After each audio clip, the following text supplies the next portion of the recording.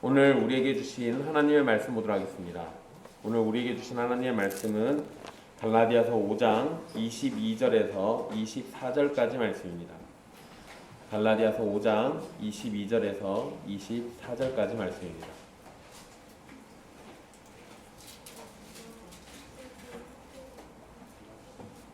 귀하신 하나님의 말씀 받들어서 읽도록 하겠습니다. 오직 성령의 열매는 사랑과 희락과 화평과 오래 참음과 자비와 양성과 충성과 온유와 절제니 이 같은 것을 금지할 법이 없느니라. 그리스도 예수의 사람들은 육체와 함께 그 정욕과 탐심을 십자가에 못 박았느니라. 아멘. 이 말씀은 살아계신 하나님의 말씀입니다.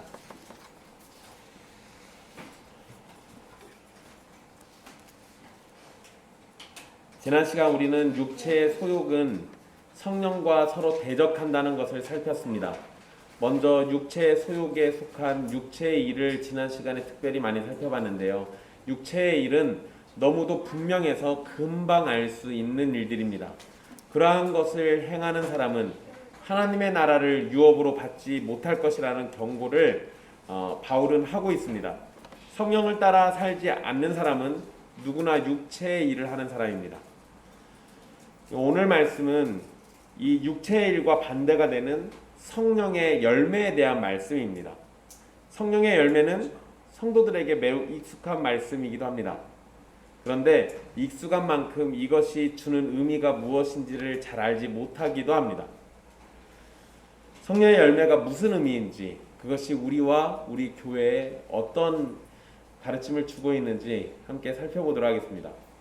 바울은 19절에서 21절까지 육체의 일을 언급했고 그 다음에 22절에서는 성령의 열매를 언급했습니다. 우리 성경에서는 오직으로 이렇게 번역된 표현이 22절 맨 앞에 나와 있는데요. 이 단어가 그러나라는 뜻입니다.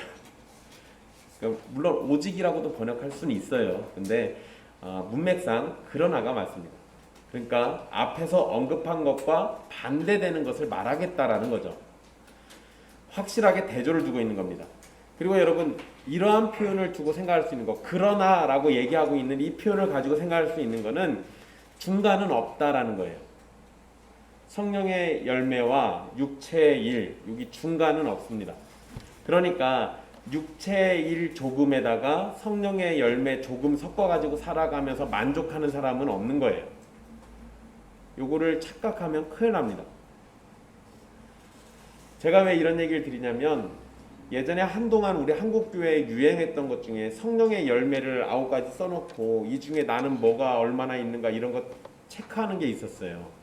그런 거 테스트하고 그런 거를 이렇게 테스트해보고 시험 봐가지고 어떤 열매가 나에게 많은지 어떤 게 적은지.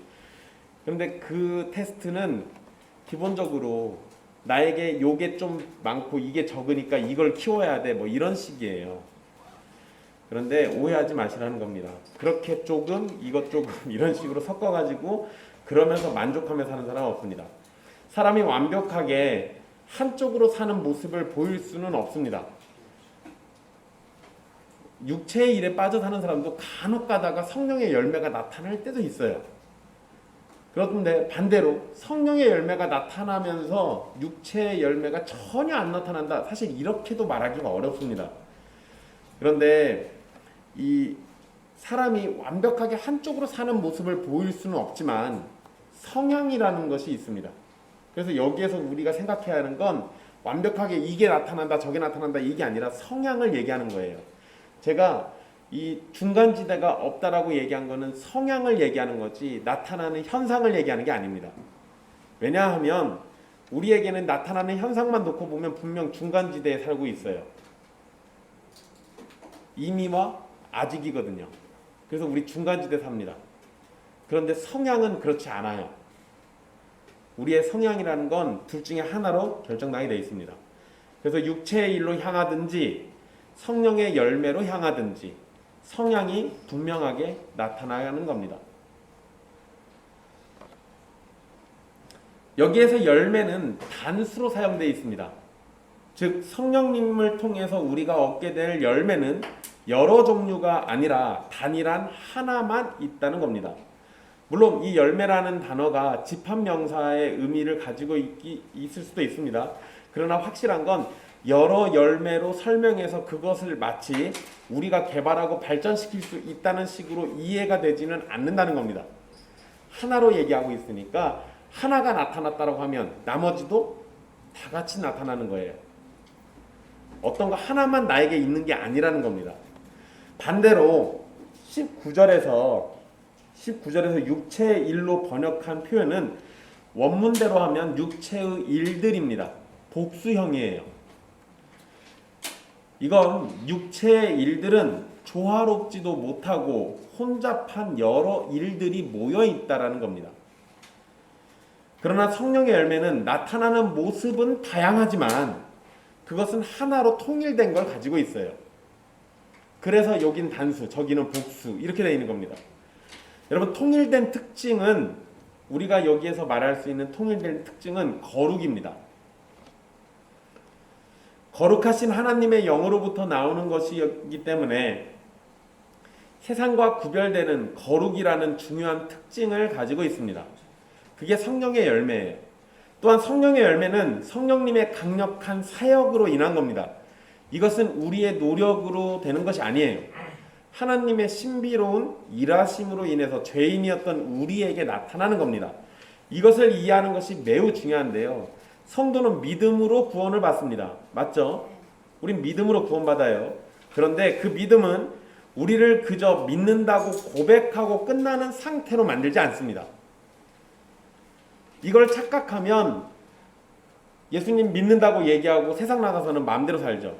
실제로 우리는 주변에 그런 사람들 많이 경험을 했고 또는 우리가 과거에 그러기도 했습니다.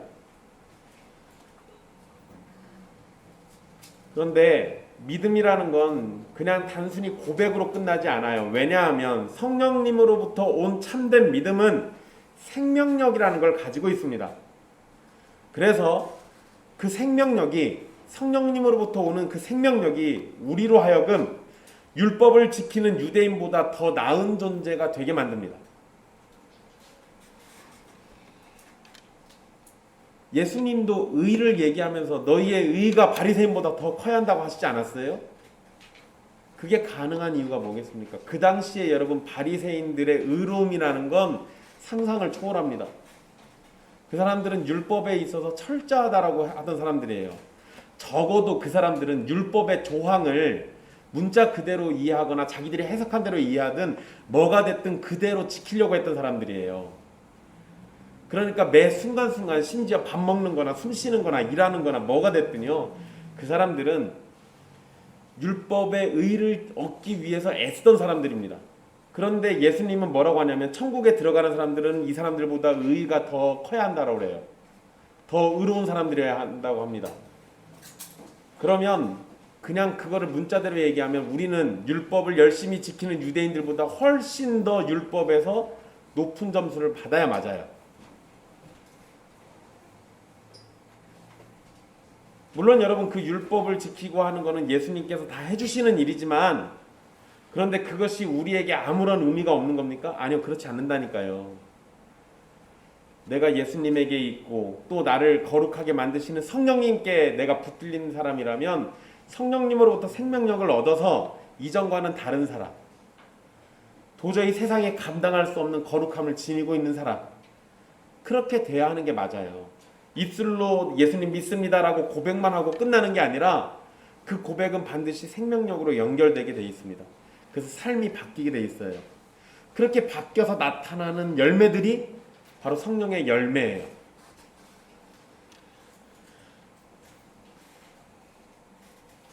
그런데 여러분, 여기에서 성도의 열매라고 안 하잖아요. 성령의 열매라고 하죠. 그런 점에서 우리는 분명히 하나님의 은혜로운 활동으로 성도가 이것을 갖게 되는 것이라는 걸 알게 됩니다.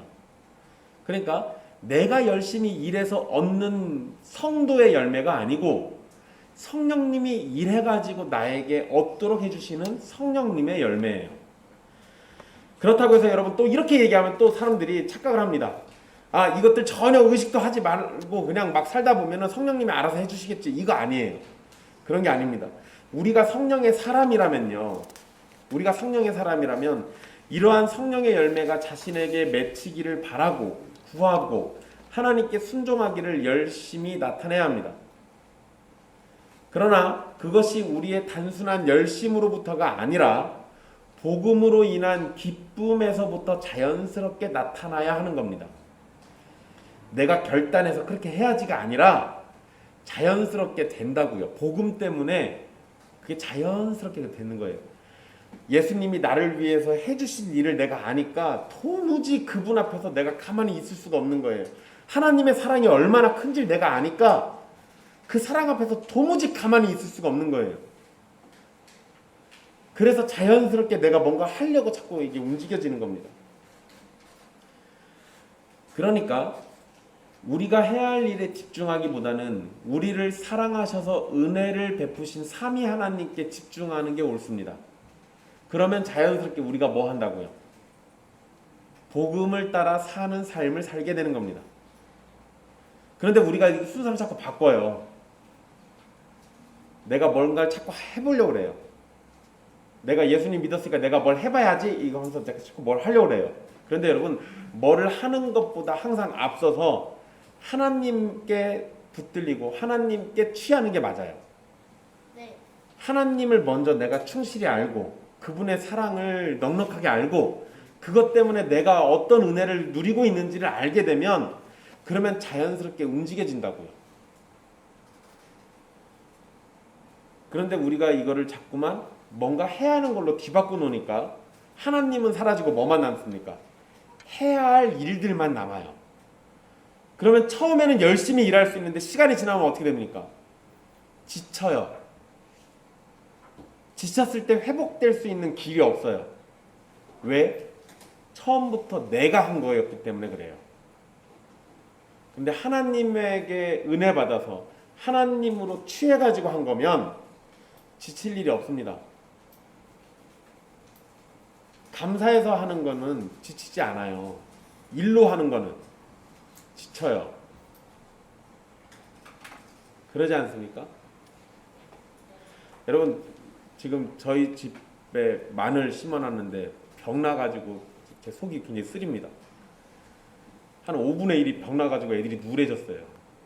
제가 약을 안 뿌렸더니 애들이 근데 여러분, 제가 이때쯤 되면은 마늘종을 뽑아요.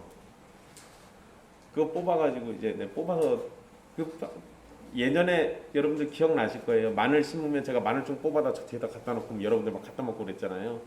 근데 여러분, 제가 그걸 예전에 재활원에서 목사님이 저한테 시켜가지고 마늘종을 뽑은 일이 있습니다. 정말 하기 싫었어요. 내 전도사인데 내 지금 가서 내가 찬양을 하든지 설교를 하든지 그래야 하는데 나한테 마늘종 뽑아갖고 그래요. 그래갖고 마늘종 뽑아가지고 그래서 햇볕 받으면서 그거 뽑는데 너무 귀찮아가지고 어떻게 했냐면 뽑아야 하는데 뜯었어요. 보이는 것만 톡톡 따가지고 이렇게. 그리고 그거를 갖고 왔어야 하는데 갖고 오는 걸 몰라가지고 뜯어서 다 버렸습니다. 막 뜯어. 혼났어요 나중에. 이것도 하나 못한다고. 근데 여러분, 그때는 제가 그게 너무 싫었어요. 왜? 일이었으니까. 지금은 집에서 마늘 좀 뽑는 거예요. 일이 아니다 보니까요 재밌어요. 그거 뽑으면서 여러분들하고 나눠 먹을 거 생각하니까 별로 힘들지 않습니다. 그러니까 여러분, 일로 하면 우리 쉽게 지쳐요. 사랑해서 하면 지치지 않습니다. 신앙생활도 똑같아요. 이걸 내가 일로 여기면 어느 순간에 지칩니다. 성령의 열매를 일로 여기고 달라들면 지쳐요. 사랑해서 하면 지치지 않습니다. 이걸 잘 생각해 보세요. 여러분, 성령의 열매는 총 9가지로 언급하고 있습니다. 이 중에서 제일 먼저 등장하는 건 사랑이 가장 먼저 언급됩니다. 이건 사실은 너무나도 당연한 일이에요.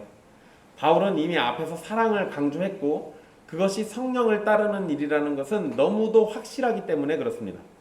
이웃을 향한 성도의 사랑은 성령님께서 새롭게 하신 심령을 통해서 나타나는 일입니다. 성도에게는 하나님의 사랑이 원인이고 사랑으로 종노릇하는 것이 결과가 됩니다. 진정한 사랑은 오직 성령님을 통해서 주어진 삼위 하나님의 사랑에 근거합니다. 그러니까 우리가 하나님께 사랑을 받아가지고 세상을 사랑하고 이웃을 사랑하고 하나님을 사랑하는 게 가능하다는 거예요. 그러지 않으면 사랑하는 척하는 거죠. 사랑하는 척은 그때는 달콤해 보여도 시간이 지나면 금방 사랑하지 않는 것이 드러납니다. 이건 너무 뻔해요. 여러분, 이건 남녀관계에서도 자주 그럽니다. 처음에는 불같이 사랑할 것처럼 그러지만 시간 지나면 그것이 위선이거나 거짓일 경우에는 시간이 조금만 지나면 아주 작은 일 가지고도 쉽게 그게 변해요. 아니면 없어지거나. 그러니까 지금 수겸이한테 여자애들이 막 다 인기가 폭발해서 왔는데 사랑이 있는 것 같지만 속으면 안 된다는 거예요. 두고 봐야 돼. 아무한테나 마음 주지 마, 수겸아. 여러분, 교회가 가지는 문제 대부분은 사랑이 없거나 사랑이 왜곡돼서 생긴 문제입니다. 대부분 다 그래요. 예수님께서도 새 언약과 함께 주신 명령이 사랑하라는 것이었습니다. 성도는 신앙의 성격을 사랑에다가 두고 하나님을 사랑하고 이웃을 사랑해야 합니다. 신앙이라는 것이 성격이 다른 데 있는 게 아니라 사랑에 있어요. 그런데 그 사랑은 성령님의 역사로 우리에게 나타나는 하나님의 선물입니다. 주님의 선물이 여러분들에게 있기를 간절히 바랍니다. 그런데 여러분, 선물이면서 동시에 뭐냐면 명령으로 주셨잖아요. 서로 사랑하라. 그러니까 이건 어떻게 해야 한다는 거예요. 선물이 오기만을 기다리고 있을 것이 아니라 사랑하려고 애쓰기도 해야 돼요. 그런데 아까도 말씀드린 것처럼 그 사랑하려고 애쓰는 거의 기본은 하나님이 나를 사랑하신다는 걸 깨닫는 데 있습니다. 그러니까 거기서부터 시작되면요, 이거 사실 어려운 게 아니에요. 주님이 명령을 주시긴 했는데 그 명령을 내가 막 해야 하는 이 명령으로만 이해해버리면 크게 문제가 생깁니다. 그게 분명 명령이라서 우리 사랑해야 돼요. 심지어 사랑하고 싶지 않은 사람도 해야 돼요. 그런데 그때마다 우리에게 기준이 되는 게 뭐냐면 하나님이 먼저 나를 사랑하셨다예요. 그게 1만 달란트 빚진 사람 비유가 바로 그 얘기하는 거예요. 내가 그렇게 빚을 졌어도 내 그 빚을 다 탕감해준 주인이 있기 때문에 나에게 100데나리온 빚진 사람을 용서해 줄 수 있는 거예요. 그게 진짜 사랑을 아는 사람들은 그렇게 반응을 보인다는 겁니다. 히랍은 데살로니가 전서 5장 16절의 말씀처럼 항상 기뻐하는 삶이 요구되는 성도의 모습입니다. 성도가 항상 기뻐할 수 있는 것은 기본적으로 그리스도와의 연합에 기초합니다. 그래서 기뻐할 수 있어요. 그리고 그 안에서 우리의 아버지 하나님께서 어떠한 상황 속에서도 우리에게 은혜 주시기를 멈추지 않는다라는 것을 깨닫는 겁니다. 즉, 성도의 기쁨은 하나님의 사랑으로부터 나오는 것이고 하나님의 사랑이 우리의 처지나 상태나 상관없이 주어지기 때문에 항상 기뻐할 수 있는 겁니다. 내가 잘난 사람이기 때문에 하나님이 날 사랑한다, 내가 헌금을 많이 냈으니까 날 사랑한다, 이런 게 아니라고요. 내가 가진 게 없어도, 내가 봉사를 잘 못해도, 내가 남들 보기에 하찮아 보이고 몸은 쇠약해져 가고 집안의 일들은 아무것도 되지도 않고 세상으로부터 마치 버림받은 사람처럼 된다 할지라도요, 내가 그리스도와 연합해 있으면 하나님은 나를 이 세상 그 무엇보다도 사랑하십니다. 그래서 그 사랑 때문에 내가 항상 기뻐할 수 있어요. 그러니까 결국 이것도 하나님의 사랑에 기초하고 있는 거예요. 화평은 예수 그리스도 안에 있는 신앙 공동체의 분위기를 나타내는 건데요. 예수님께서는 십자가에서 유대인과 이방인이 화평하도록 해주셨습니다. 원래는 유대인과 이방인은 원수예요. 그런데 유대인과 이방인이 화평할 수 있습니다. 누구 때문에요? 예수님 때문에 그래요. 예수님 때문에. 또한 하나님과 원수였던 우리를 화평하게 해주셨습니다. 화평의 왕이신 예수님께 속했기 때문에 우리에게 화평이라는 것이 나타나는 겁니다. 그래서 우리는 화평케 하는 자가 될 수 있는 겁니다. 오래 참음은 인내로 고통이나 불행을 견디는 걸 의미하죠. 사람은 고통이나 불행 앞에서 너무도 연약합니다. 그러나 성령님께서는 은혜를 베푸셔서 힘을 주시고 위로해 주실 때 고통과 불행 가운데서도 견딜 수 있게 됩니다. 성령님께서는 고통과 불행 가운데 있는 성도에게 선하신 하나님에 대한 진리를 더욱 깨우쳐 주시고 더욱 믿어지도록 해주십니다. 그래서 인내의 이유나 힘이 우리 안에서 나오는 것이 아니라 선하시고 전능하신 하나님에게 있기 때문에 성령님의 도우심을 통해서 진정한 인내를 할 수 있어요. 여러분들에게 오래 참으라는 거를 그냥 여러분들 열심히 참고 인내하십시오라고만 얘기하면 그 안에서 여러분들이 힘으로만 한다고 하면 분명히 지칠 거예요. 그런데 그게 아니라 선하신 하나님이 자기의 택한 백성들을 계속해서 돌보신다니까요. 어떠한 처지든 상관없이.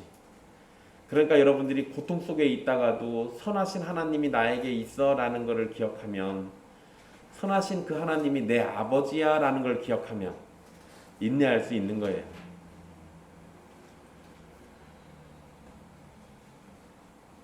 네, 여러분, 근데 우리 고통 때문에 이거 잘 잊어버리죠.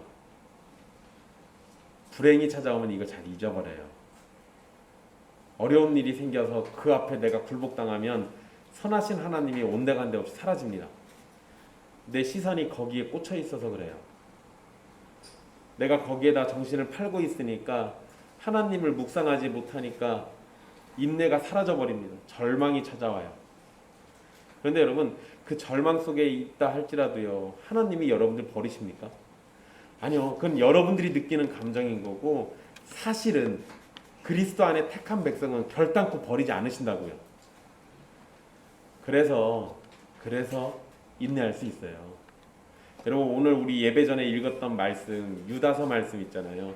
유다서 말씀 그 제일 뒷부분 한번 보세요.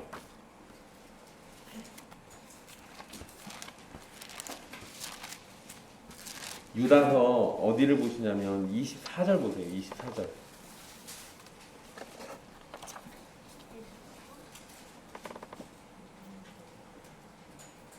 24절 25절 같이 읽어볼까요? 능히 너희를 보호하사 거침이 없게 하시고 너희로 그 영광 앞에 흠이 없이 기쁨으로 서게 하실 이 곧 우리 구주 홀로 하나이신 하나님께 우리 주 예수 그리스도로 말미암아 영광과 위엄과 권력과 권세가 영원전부터 이제와 영원토록 있을지어다. 아멘. 여러분들을 보호하신대요. 여기에 어떤 조건 답니까? 아니요, 조건이 없어요. 그냥 여러분들 보호하신대요. 왜? 조건은 이미 창세전의 선택이라는 걸로 끝났기 때문에 그래요. 그리스도 안에서 택함 받은 백성들이니까 이미 조건이 완성된 거예요. 그래서 그런 사람들을 향해서 너희를 보호하사 그러죠. 어떻게 보호한대요? 능히 보호하신대요. 그래서 거침이 없게 하고 우리를 영광 앞에 흠이 없게 기쁨으로 서게 해주신다잖아요. 근데 여러분, 하나님은 이렇게 해주시는데 우리는 이걸 자주 잊어버려요. 그래서 우리가 뭐 합니까? 오래 참음을 못해요. 절망하니까. 그런데 여러분, 우리가 오래 참음을 못하는 건 상관없어요. 왜 그럴까요? 주님이 오래 참아주시거든요.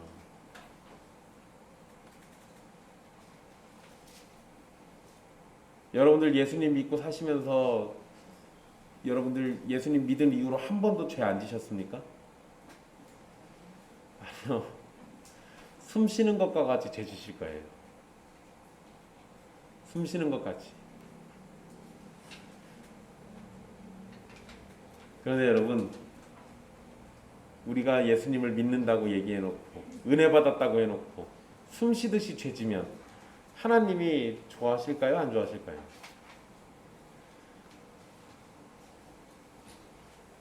하나님이 안 좋아하시겠지.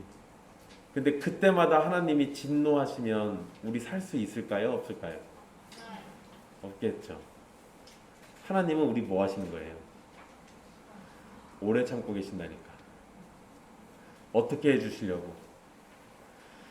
영광 앞에 흠이 없이 기쁨으로 서게 해주시려고. 이 진리를 내가 깨달으면 역으로 주님의 오래 참음 때문에 나도 오래 참을 수 있어요. 고통과 절망과 슬픔이 찾아와도, 괴로움이 나를 덮쳐도 오래 참을 수 있어요. 왜? 주님이 쉼 없이 나에게 은혜 주시고 내가 어떠한 상황 속에 있어도 그분이 계속 오래 참고 계시니까. 그래서 우리 다시 일어날 수 있는 겁니다.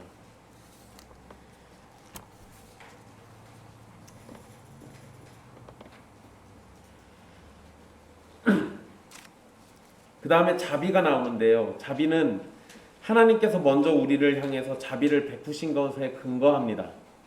성도가 자비로운 행동을 할 때마다 그것은 먼저 사랑 가운데 자비를 베푸신 하나님의 은혜 때문에 가능한 거예요.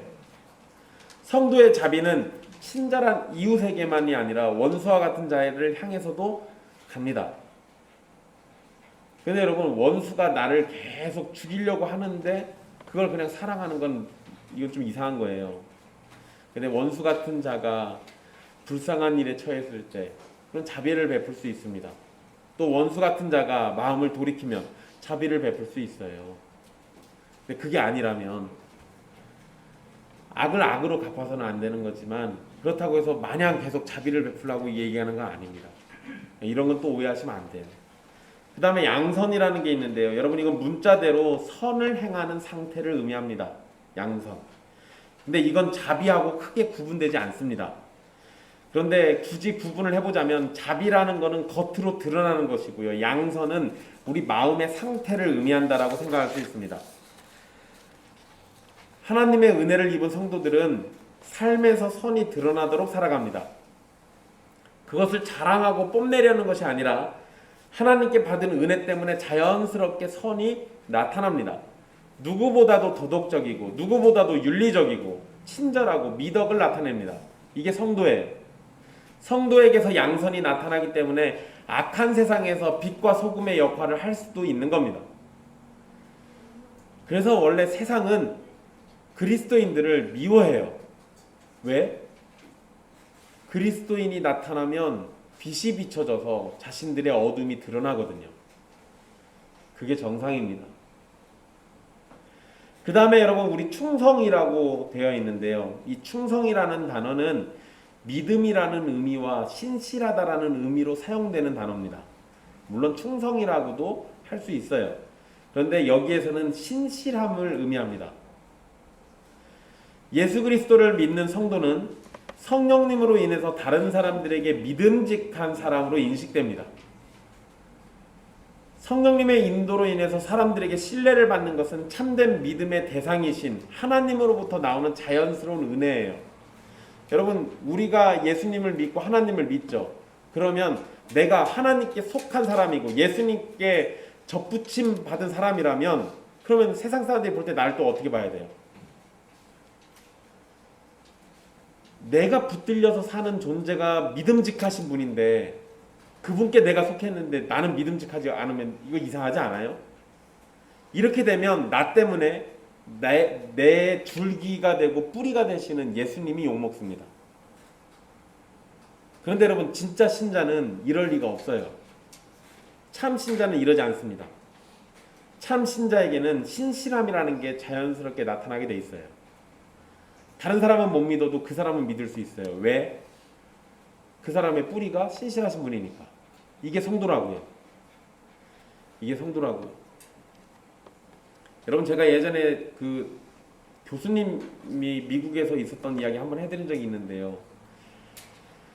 제가 친하게 지내는 교수님이 미국에서 유학하실 때 그 동네에 있는 가게나 이런 데서 기독교인이 오면은 취직을 잘 안 시켜준대요. 알바도 잘 안 써주고. 근데 몰몬교인이나 안식교인이 오거나 여호와 증인이 오면은 잘 시켜준대요. 믿음직하다고.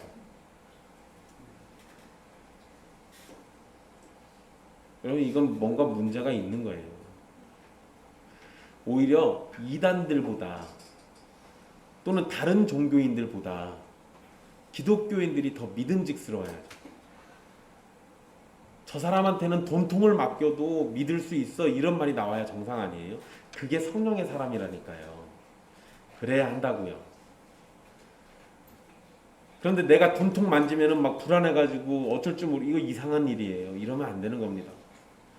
여러분, 믿으신 하나님, 우리 믿음직한 신실하신 하나님께 속한 성도들이니 그들도 믿음직한 삶의 모습이 나타나는 게 당연한 겁니다. 하나님을 믿는다고 하면서 자신의 행실로는 하나님을 신뢰하지 못하는 것처럼 행동하는 것은 올바른 성도의 모습이 아니에요.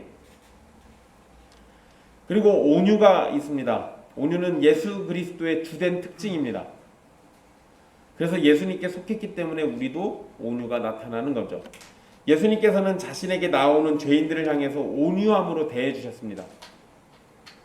온유함이 필요한 거예요. 마찬가지로 성령의 인도를 받는 성도는 이웃을 향해서 온유함을 가져야 하고, 특히 불신자들을 대할 때 온유함 가운데 죄를 책망하고 심판이 있음을 말해야 합니다. 온유함은 부드럽고 침착함이 특징인데요. 그러나 어떠한 순간에도 화를 내지 않는 것을 말하는 건 아닙니다. 여러분, 예수님도 화를 잘 내셨어요. 그렇지만 예수님을 그렇다고 온유하지 않다라고 말하진 않잖아요. 불의한 순간에는 화를 내는 게 당연한 겁니다. 그러나 일상에서의 온유함이 성도의 삶을 장악해야 합니다. 그것이 필요한 거예요. 여러분, 지난주에 제가 어떤 분하고 카카오톡에서 뭔 일이 좀 있었어요. 어떤 분이 좀 이상한 소리를 하나 쓰셨어요.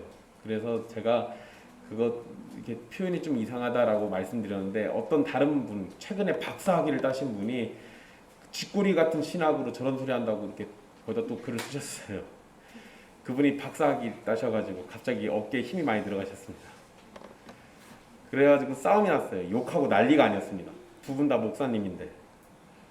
그래서 중간에 막 달랬어요. 싸우지 마시라고. 근데 계속 싸우다가 막말을 막 계속 나오길래 제가 딴 말로 말을 바꿨어요. 처음에 왜 그게 문제였는지에 대해서 제가 설명을 하면서 이렇게 말을 바꾸니까 더 이상 이제 안 싸우시더라고요. 여러분, 거기 그 톡방이 이단 사역자들 모여있는 방인데 거기에는 일반 성도들도 있었어요. 목사들만 있는 게 아니라.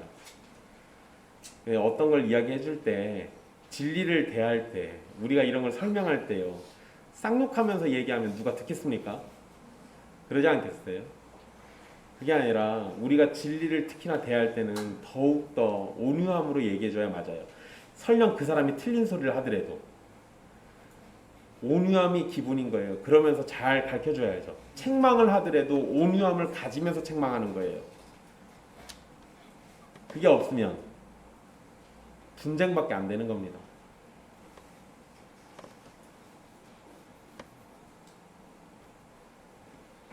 절제는 육체의 욕구로 술 취함과 방탕함이 특징인 불신자와는 확연하게 다른 성격입니다. 절제가 나타나는 것은 육체의 욕구를 다스리고 있기 때문이며, 이것은 순전히 성령님의 사역으로 우리의 악한 욕구가 힘을 잃을 때 가능합니다. 바울은 이렇게 9가지 성령의 열매를 언급하고 난 다음에 이 같은 것을 금지할 법이 없느니라 라고 말합니다. 어떤 법도 성령의 열매를 금지할 수 없습니다.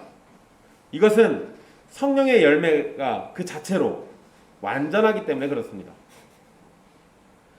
만약에 어떤 문제가 조금이라도 성령의 열매 안에 있었다면 그것을 금지할 법이 있었을 거예요.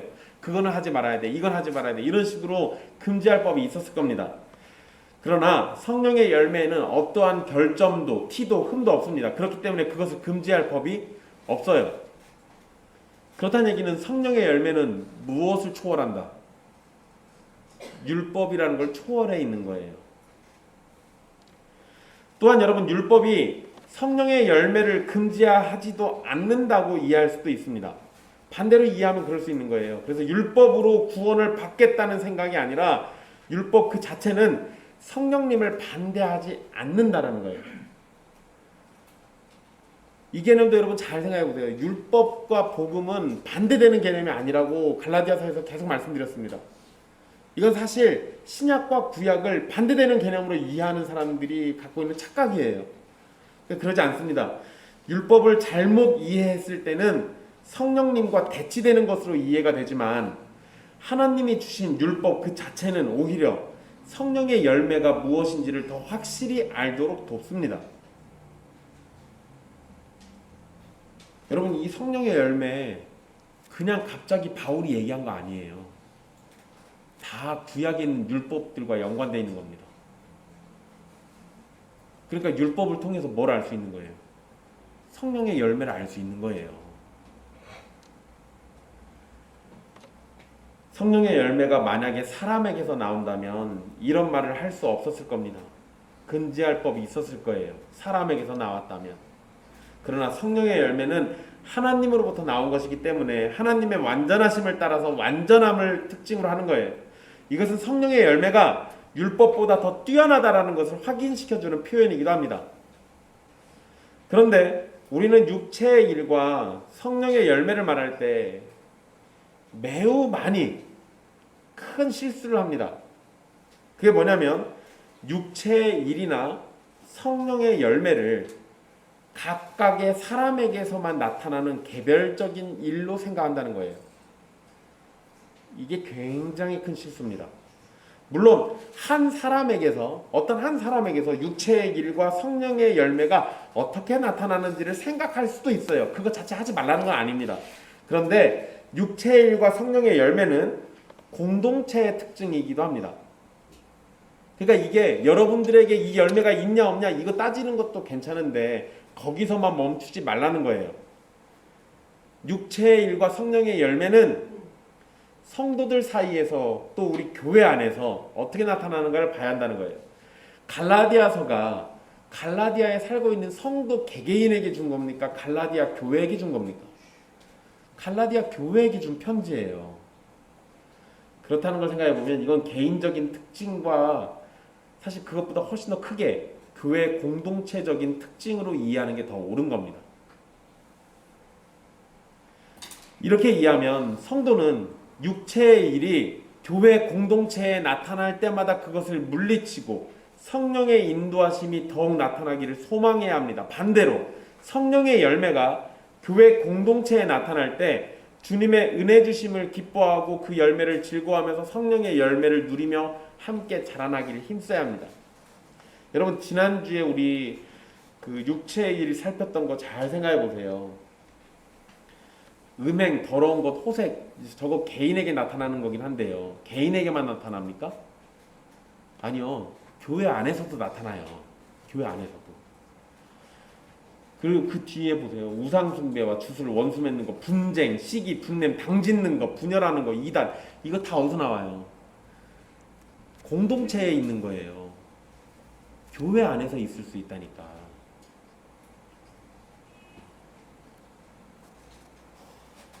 그러니까 그거를 반대로 생각해 보면 성령의 열매도 공동체 안에서 이거 나타나야 하는 거예요. 그러니까 각자가 이 열매를 생각하기도 하면서 동시에 우리 모두가 이 열매가 있는가도 생각해 봐야 한다는 겁니다. 그리고 여러분, 바울은 24절에서 갈라디아서 2장 20절 말씀이 생각나는 표현을 씁니다. 그리스도 예수의 사람들은 자신의 육체를 십자가에 못 박습니다. 그런데 단순히 육체만을 십자가에 못 박은 것이 아니라 성도가 내면에 가지고 있는 정욕과 탐심도 함께 못 박았습니다. 그런데 이 표현을 가지고 성도는 이미 정욕과 탐심을 십자가에 못 박아서 완전히 죽였으니 정욕과 탐심이 성도에게는 없다는 식으로 이해해서는 안 됩니다. 요거 이제 이렇게 이해해버리면 그러면 여러분들 다 뭐예요? 여러분들 정욕과 탐심이 마음속에 있습니까? 없습니까? 그럼 여러분들은 신자예요? 불신자예요? 신자. 이제 거기서 불신자라고 하면 안 되지. 그냥 구원 받으면 신자다고. 알았어? 그냥 잘 생각해보세요. 우리 분명 예수님 믿는 게 맞긴 한데 우리 안에 정욕과 탐심이라는 게 완전히 없는 게 아니에요. 근데 여러분, 십자가에 못 박았다는 얘기는 죽었다는 얘기거든요. 그럼 도대체 이거 뭔 소리지? 왜 이렇게 표현했을까? 여러분, 우리 경험적으로도 성도에게는 여전히 육체의 정욕과 탐심이 있고 그것과 함께 살아가고 있다는 걸 알고 있습니다. 우리 경험적으로 알고 있는 거예요. 그러면 24절의 말씀 도대체 어떤 의미일까요? 이건 육체의 정욕과 탐심이 우리를 지배하지 못한다라는 겁니다. 지배하지 못한다. 때로는 우리를 걸려 넘어지게 만들 수도 있습니다. 정욕과 탐심이. 그러나 그것이 우리를 완전히 지배해서 정욕과 탐심으로만 살도록 만들지는 않아요. 때로는 마치 이것에 지배당하는 사람처럼 행동할 때도 있어요. 그런데 택함 받은 백성은 어떻게 될 것 같습니까? 다시 일어서요. 정욕과 탐심에게 굴복하지 않고 그것보다 훨씬 더 크신 하나님의 사랑과 은혜 때문에 일어나게 되어 있습니다. 여러분, 존 버년이 쓴 철로역정이라는 책이 있습니다. 보신 분들도 있을 테고 안 보신 분들도 있을 텐데 가급적이면 다 보세요. 네, 여러분, 존 버년이 쓴 철로역정에 보면 주인공이 이름이 크리스찬이에요. 그리고 중간 좀 지나면 아볼론이라는 마귀하고 싸우는 장면이 나옵니다. 근데 이 아볼론과 싸우다가요, 아볼론에게 밀려요. 그래서 밑에 깔리는 상황이 나옵니다. 그리고 그때 크리스찬이 거의 죽을 지경이 됩니다. 그런데 재미나게도 그때 하나님께서 그를 도와주셔서 칼을 다시 집어들고 마귀를 찌르게 합니다. 그러면서 뭔 말을 하냐면 미가서 7장 8절 말씀을 외치는 장면이 나와요. 철로역정에 나오는 표현입니다. 철로역정은 소설이기는 한데 그 소설의 내용이 우리의 신앙생활을 잘 담고 있어요. 미가서 7장 8절 말씀이 이겁니다. 나의 대적이여 나로 인하여 기뻐하지 말지어다. 나는 엎드러질지라도 일어날 것이요. 여러분, 정욕과 탐심이 우리를 짓눌러서 죄악에 빠져들 때가 올지도 모릅니다. 수시로 우리 그러기도 하고 자주 그런 일들 때문에 절망하기도 합니다. 그러나 우리는 크리스천이 하나님의 도우심으로 다시 일어나 마귀 아볼론을 물리쳤던 것처럼 정욕과 탐심을 성령님의 도우심 가운데 물리치고 일어나게 될 겁니다.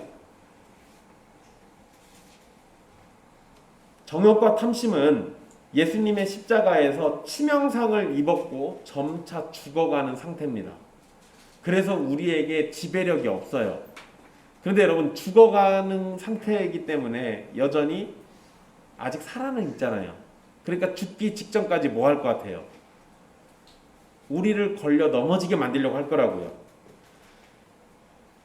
십자가에서 죽음이라는 게 순식간의 죽음이 아니라 점차 힘이 빠지고 숨이 끊어져서 죽는 오랜 시간의 고통 가운데 맞이하는 죽음입니다. 그래서 우리의 정욕과 탐심도 그런 식으로 죽어가요. 그렇게 죽어가면서 완전히 숨이 끊어질 때까지 끊임없이 우리를 집어삼키려고 할 거라고요. 그런데 여러분, 반대로 우리는 예수 그리스도의 십자가에서 함께 죽었고 예수 그리스도와 함께 살았습니다. 여러분, 여기에서는 표현을 잘 보세요. 갈라디아서 2장 20절 말씀이에요. 거기에서 분명히 내가 사는 게 아니래요. 왜? 내가 그리스도와 함께 십자가에 못 박혀서 죽었기 때문에 그래요. 그리고는 그리스도가 산다라고 하잖아요. 저 얘기는 내가 서서히 죽는다는 얘기예요? 아니요. 저 때는 완전히 죽은 거예요. 그리고 그리스도로 내가 살아요. 그런데 여러분, 그리스도가 다시 오셨어도요, 내 안에 살고 있어도요, 과거에 내가 살았던 것들이 있기 때문에 내가 변화가 서서히 일어나는 것 뿐입니다. 그러나 나의 상태는 확실히 그리스도와 함께 살고 있는 거예요. 그것이 아직 덜 나타나서 그러는 것 뿐이지. 그런데 여기 오늘 본문의 말씀에서 정욕과 탐심은 십자가에서 죽어가고 있습니다. 이미 힘을 잃었어요. 생명도 끊어진 거예요. 하지만 살아있는 것처럼 보이는 거예요. 그러나 반드시 죽습니다. 그것이 신자에게 나타나는 거예요. 성령을 따라 사는 성도는 삶 속에서 성령의 열매가 나타남을 보고 동시에 정욕과 탐심이 점차 자신에게서 죽어가고 그리스도의 이름으로 승리하는 걸 발견하게 될 겁니다. 성도의 삶은 이미와 아직이라는 긴장 속에서 살아갑니다. 우리는 예수님을 믿었을 때 완전히 구원받았습니다. 그러면서 동시에 구원을 이뤄가면서 살아가요. 우리는 예수님을 믿었을 때 천국 백성이 됩니다. 이미 천국 백성인 거예요. 그러면서 동시에 우리는 아직도 이 땅에 살고 있죠. 우리는 예수님을 믿었을 때 성령의 사람이 되었지만 이미 천국 백성이 된 거예요. 그러면서 동시에 우리는 아직도 이 땅에 살고 있죠. 우리는 예수님을 믿었을 때 성령의 사람이 되었지만 여전히 육체의 소욕과 치열한 전투를 해야 합니다. 이와 같이 우리는 이미 이루어진 구원의 은혜 속에서 장래의 은혜를 바라면서 구원의 삶을 살아가고 있는 겁니다. 성령을 따라 산다는 것은 어떤 신비한 능력을 받는 것처럼 사는 것도 아니고 환상이나 하나님의 음성을 들으면서 사는 것도 아닙니다. 기도원에 들어가서 매일을 기도와 예배로 사는 것도 아니에요. 성령을 따라 산다는 것은 성령의 열매에서 언급된 것처럼 우리의 일상적인 삶에서 나타나는 모습을 말하는 겁니다. 성령을 따라서 사는 사람은 성령의 열매가 그 증거가 되는 겁니다. 바울은 육체의 일과 성령의 열매를 나열해서 우리에게 통찰력을 제공해 주는데요. 둘 다 몇 가지를 제외하고는 겉으로 다 드러나는 것들입니다. 겉모습으로 다 드러나요. 그리고 자기 스스로를 솔직하게 살핀다면 어떤 것이 나타나고 있는지도 알 수 있습니다. 음행과 방탕함과 분열이 있다면 육체의 일을 따르는 사람일 것이고, 사랑과 기쁨과 평안과 선함과 절제가 있다면 성령의 은혜로 아름다운 열매를 맺는 사람일 겁니다. 교회도 마찬가지죠. 육체의 일을 따르는 교회와 성령의 열매가 나타나는 교회는 분명히 구분됩니다. 조금만 주의를 기울이면 둘은 확실히 다르게 교회의 모습에서 나타난다는 걸 알 수 있습니다. 육체의 일은 공동체를 파괴하고 무너뜨리고 흩어버립니다. 성령의 열매는 공동체를 세우고 모으고 굳세게 합니다. 성령의 열매를 맺는 사람과 교회는 하나님을 기쁘시게 하는 삶을 사는 사람이기도 합니다. 그러나 우리가 잊지 말아야 할 건 그렇게 복된 삶을 사는 것은 사람의 수고와 노력으로 된 것이 아니라 순전히 삼위 하나님의 은혜로 된 일입니다. 교회가 성령의 열매가 가득하다면 그것은 성도나 목사가 잘해서 된 것이 아니라 순전히 성령님께서 강력하게 역사해 주시고 인도해 주셨기 때문에 되는 겁니다. 또한 바울이 열매라는 표현을 사용하고 있다는 것도 우리 주의를 기울일 필요가 있어요. 여러분, 열매는 갑자기 맺히던가요? 그럴 리가 없잖아요. 열매가 갑자기 맺힐 리가 없습니다. 나무나 풀이 어느 정도 자라서 꽃이 피고 그 자리에서 열매가 맺혀서 작은 열매가 점점 커지고 익어가면서 열매의 가치를 드러내게 됩니다. 성령의 열매도 마찬가지라는 거예요. 어디 기도원 가지고 기도했더니 갑자기 성령 열매가 생기거나 이럴 리가 없어요. 그렇게 생겼다는 사람들은 열의 9이 아니라 열의 85뿐이에요. 그럴 리가 없습니다. 성령님께서 비상한 능력으로 주시는 열매인 건 분명하지만, 그러나 성령님께서 메마른 장작과 같은 우리에게 하루아침에 열매가 열리게 하시진 않아요. 그거는 아론의 싹난 지팡이만 유별나게 한번 그랬던 거지 나머지는 그럴 리가 없습니다. 성령의 열매가 나타나기까지는 우리를 다듬고 말씀과 은혜를 부어주시면서 자라나게 합니다. 그리고 작은 열매가 점차 자라서 탐스럽게 되도록 키워주실 겁니다. 그러니까 여러분, 지금 당장 열매가 없다고 좌절하실 이유가 없다라는 거예요. 일단 뭐가 있어야 돼요? 싹이 있어야 할 거 아니에요. 싹이 있으면 이젠 줄기가 있고 가지가 있고 이파리가 있고 그리고 꽃이 피고, 그 과정이 필요하다고요. 우리 신앙생활에도.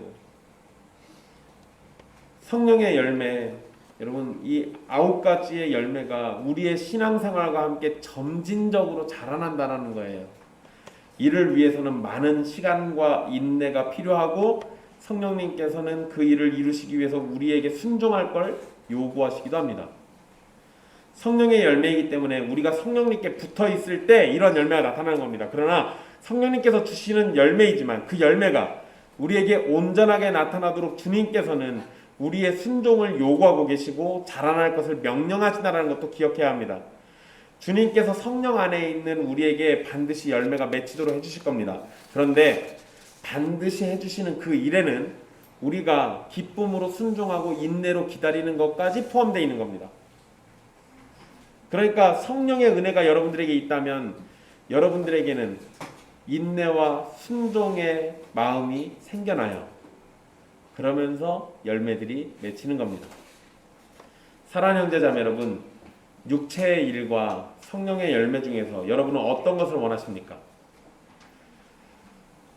육체의 일을 원한다면 여러분 앞에는 마귀라는 형제와 함께 지옥불로 떨어질 저주받은 삶이 있을 겁니다. 성령의 열매를 원한다면 예수 그리스도 안에서 여러분은 하나님의 자녀가 되고 예수님의 형제가 되며 그리스도와 함께 살면서 천국으로 인도를 받는 영광스러운 삶이 있을 겁니다. 우리가 모두 성령의 열매를 맺는 복된 성도가 되기를 간절히 바랍니다. 또한 우리 교회가 성령의 열매로 살아가는 교회가 되길 소망합니다. 우리 안에 육체의 일이 나타날까 두려워하면서 날마다 성령님께서 우리를 인도해 주시고 충만케 해주셔서 사랑이 가득하고 기쁨과 평화가 넘치고 오래 참음과 자비와 양선이 나타나고 누구보다도 믿음직스럽고 온유함으로 함께 살아가고 절제로 우리를 쳐서 복종시키는 교회가 되기를 소망합니다. 저의 소망이 헛되지 않은 것은 주님께서 우리의 정욕과 탐심을 십자가에 못 박으셨기 때문이고 성령님께서 주님의 약속을 따라 우리에게 임재하시고 계시기 때문입니다. 그러니 우리는 주님의 말씀을 따라서 성령의 열매를 맺는 교회가 될 겁니다. 육체의 일을 떠나서 성령의 열매가 나타나는 삶을 살도록 우리 각자와 우리 교회를 이끄시는 삼위 하나님을 찬양하십시오. 혹여 육체의 일을 더 따르는 사람이 있다면 저주의 자리에서 벗어나 성령님께 구속되기를 소망하십시오. 육체의 일 가운데서 자유롭게 사는 것은 진정한 자유가 아니라 저주를 향해서 죽음의 길을 가는 속박만 있는 겁니다. 그런데 세상은 우리를 속여요. 거기에 자유가 있는 것처럼. 우리에게 적당한 즐거움과 기쁨을 던져주고 그게 우리를 행복하게 해줄 것처럼 속입니다. 속지 마십시오. 우리를 저주로 끌고 가는 그런 속박이에요. 성령님께 붙들려 사는 것이 진정한 자유를 누리는 것이고 성령의 열매가 우리에게 진정한 행복이 무엇인지를 깨닫도록 도와줄 겁니다. 그 어느 것으로도 금지할 수 없는 성령의 열매가 저와 여러분 그리고 우리 교회에 가득하기를 간절히 소망합니다. 성령의 열매로 우리의 주님을 더욱 즐거워하고 주님의 기쁨이 되며 세상의 소망이 되는 우리가 되기를 간절히 바랍니다. 기도하겠습니다.